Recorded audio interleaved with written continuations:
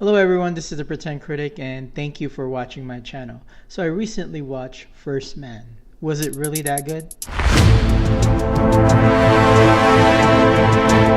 Before I tell you what I thought about the movie, please hit that subscribe button to support my channel. So what was Firist Man about? It was about Neil Armstrong and how he became the first man to step on the moon. But it was a totally different way of telling the story, because some movies would be telling the training and how he trained as an astronaut and then the event.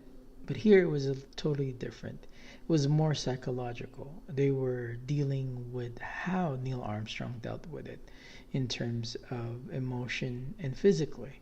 Because at the beginning of the movie, his daughter dies, and that also carried some emotional baggage, and he had to deal with that. And on top of that, other deaths with his co-pilots or co-workers, he had to deal with that as well. And then it also added another layer. It also showed how the family of Neil Armstrong himself, the wife, who is played by Claire Foy, and the two sons of Neil Armstrong, and how that affected them, the mission itself. So that was the story of Firist Man. But did it work? It actually worked because of the performance of Ryan Gosling. He doesn't speak a lot, but the way that he acted it, you could tell that he was thinking and processing as Neil Armstrong. And you could tell he was very stoic. He didn't talk. The actions speak louder than words, and it showed that, how focused he was. And Claire Foy, the actress that plays Neil Armstrong's wife, was actually the heart of the movie. She was the emotion. She was the one that anchored it. She was the one that made it move along. Because like I said, Ryan Gosling doesn't talk as much in this movie. You could see that he was processing. You could see, that he was thinking. And it showed the way that he focused. And the direction. Now, the direction and the cinematography was great. The direction, especially with the hand cam, the shake, you really felt like you were in a space capsule, and you could hear as well with the sound. And there was a type of filter that they did that you felt like you were in 1960. You felt a little bit distant. It felt like there was some grainy, like an old type of film, until of course the end. The end was beautifully shot. You would say it was worth watching it in IMAX, which I did. But was it perfect? No. No film was perfect. So there was some problems with this film.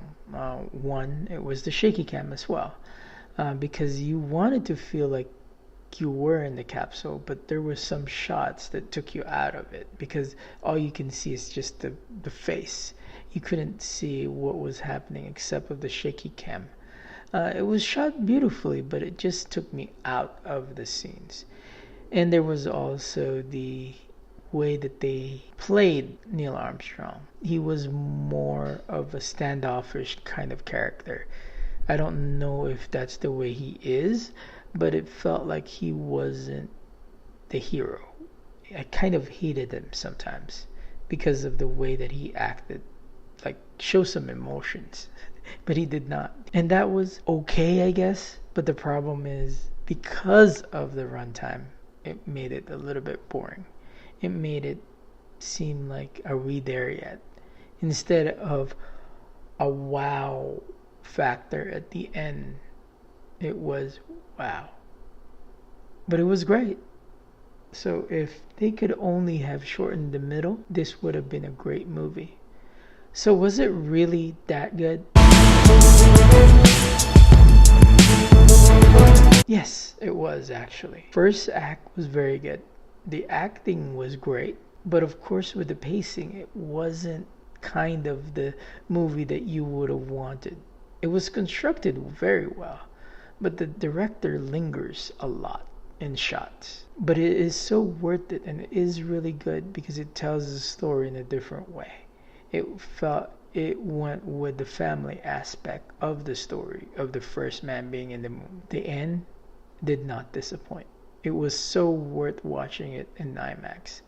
So if you have to watch it in IMAX, but be warned, it is gonna drag a little bit. It is a slow burn, but the payoff is so great at the end. And hopefully that action of what Neil Armstrong did in the movie of Firist Man is very accurate.